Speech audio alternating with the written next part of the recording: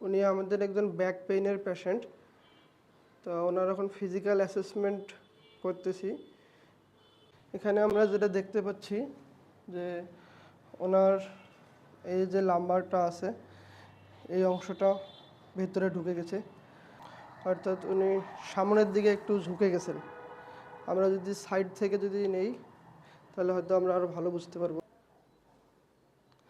Side থেকে নিলে আমরা আরও ভালো বুঝতে পারতেছি যে দেখা যাচ্ছে যে উনি সামনের দিক ঝুঁকে গেছে। জয়েন্ট যদি আমরা মার্ক করি PSIS,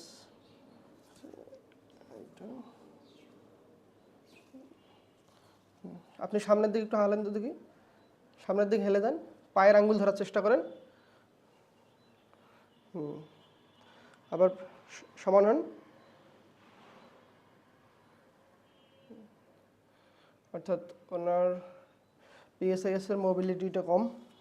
ঠিক আছে, সামনের দিক হেঁটে যান তো দেখি।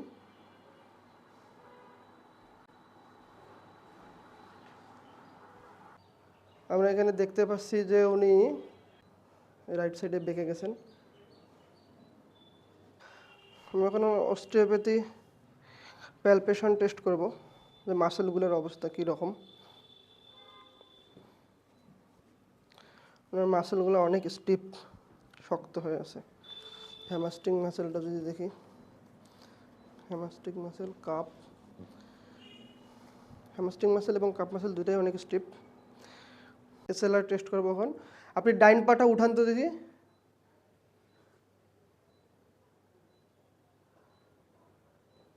কষ্ট হচ্ছে? আচ্ছা, পায়ের পেছনে রগটা কি টেনে ধরতেছে? আচ্ছা, নামাই দেন। এবার বাম পাটা উঠান তো দেখি।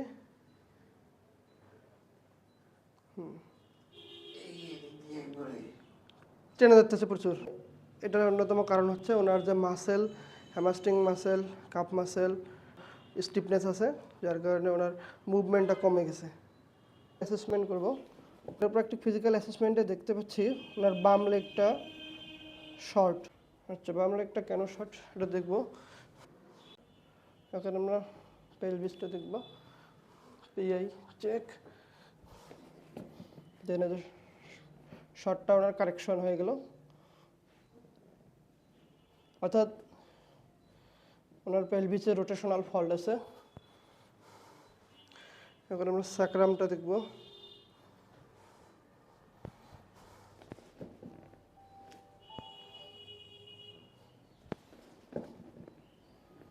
স্যাক্রামে কোনো ইস্যু নেই।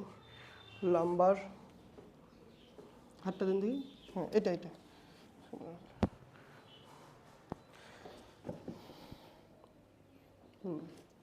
বাম হাতটা উপরে উঠান দেখি। বাম হাতটা উপরে উঠাই দেন পিঠের উপর। ইয়েস, ওনার L4-এ একটা সমস্যা আছে, যেটা আমরা লেগ লেন্থ টেস্টে বুঝতেছি। অর্থাৎ আমরা যখন L4টা টেস্ট করতেছি তখন লেগটা ইকুয়াল হয়ে যাচ্ছে, শর্ট লেগটা ইকুয়াল হয়ে যাচ্ছে। আর আমরা এক্সরেতেও দেখেছি যে ওনার L4-এ লিস্থেসিস আছে, এবং আমরা কাইরোপ্র্যাকটিক ফিজিক্যাল অ্যাসেসমেন্টেও সেটা পেয়েছি। এই যে বাম লেগটা ওনার ইকুয়াল হয়ে গেছে, অর্থাৎ ওনার সমস্যাটা হচ্ছে L4-এ। কোমরটা ভাসান, গুড, ছেড়ে দেন, আবার আগের মতো থাকে। ঠিক আছে, L3-তে কোনো সমস্যা নেই। ট্রামটা আইডেন্টিফাই করব। এটা হল PSIS, টপ অফ স্যাক্রাম,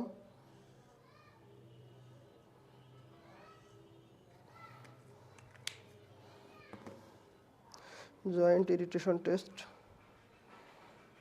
ব্যথা লাগতেছে? না। ব্যথা লাগতেছে?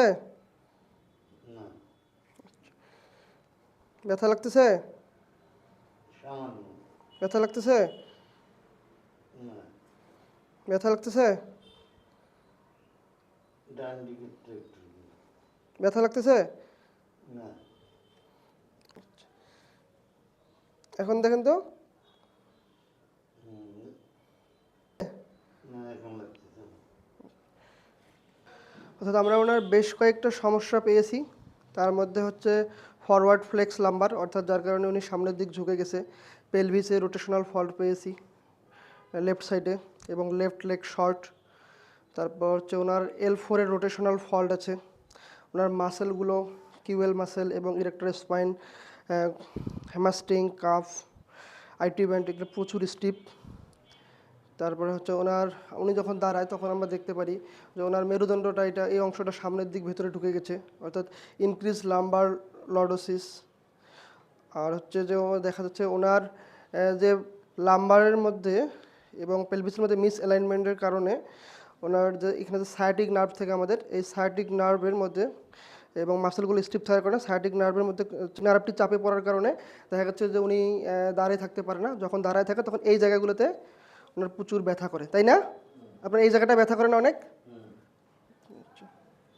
ইনশাল্লাহ আমরা অস্টিওপ্যাথি, ম্যানিপুলেশন, সফট টিস্যু থেরাপি এবং মাসেল এনার্জি টেকনিক মোবিলাইজেশনের মাধ্যমে আমরা ওনার মাসেলগুলোর কার্যক্ষমতাটা আগে বৃদ্ধি করব। দেন আমরা কাইরোপ্র্যাকটিক অ্যাডজাস্টমেন্টের মাধ্যমে ওনার লাম্বার এবং পেলভিসের যে রোটেশনাল ফল্টগুলো আছে এই ফল্টগুলো আমরা কারেকশন করব।